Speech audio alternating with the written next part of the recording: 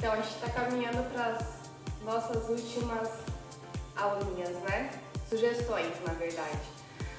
Bom, meninas, vamos trabalhar hoje braço, tá bom? Eu tô com essa bola, pra quem não tem este círculo, tá bom?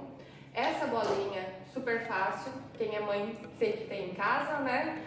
Então, tem posto de gasolina, lojinha de brinquedo, é super baratinha, é uma boa opção para trabalhar braço em casa. O que a gente vai fazer hoje? Meninas, abdômen lá dentro, mega contraído, tá bom?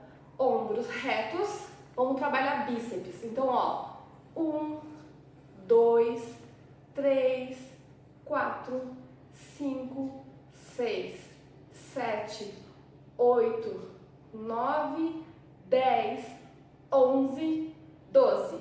Eu quero mais 2 séries de 12. Esse exercício é ótimo para trabalhar bíceps, para trabalhar esse músculo que todo mundo, as meninas odeiam no vestido. É um excelente exercício para trabalhar, para fazer em casa, tá bom? Beijo!